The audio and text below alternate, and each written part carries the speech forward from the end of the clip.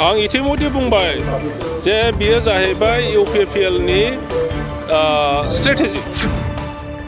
दा बिथांमोननि माखासे नेताफ्रा जोंजोंसो कन्टेक्ट खालामदों आं इतिमध्य बुंबाय EM आरो MCLA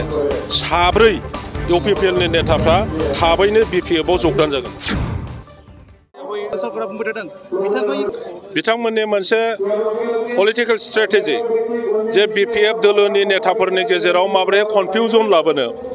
बेखौ बिथां रनजित बसुमतारिया परबतजरायाव बुंग्रोदों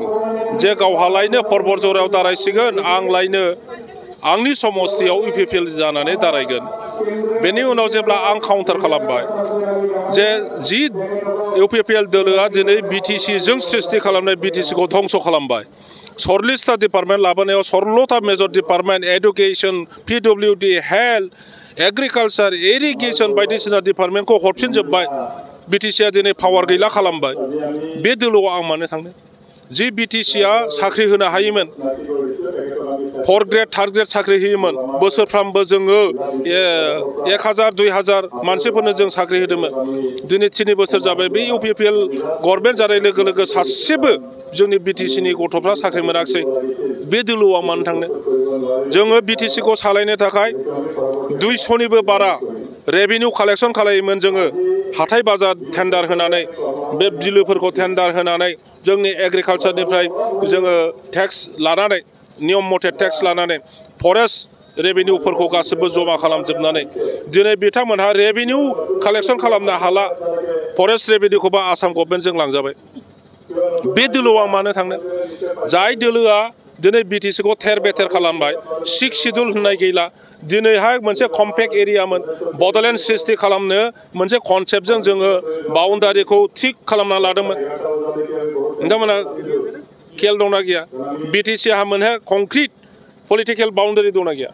दिनै बे 6 शिड्युलखौ दिनै मा खालामखो बिथांमोनहा फुरा माने जेबो गैयै खालामबाय माने सेटेलाइट खालामबावबाय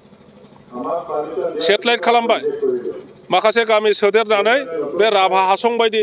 मिसिं काउन्सिलफोर बायदि टिवा काउन्सिलफोर बायदि खालामबाय दिनै 6 शिड्युलनि बाहाय माबायानो गैला थामोनथायानो गैला बे UPPL आव मानो थांनो जोङो BTC दाग्रा BTC खौ ग्रोम ग्रोम जों सालायदोंमोन बेखायनो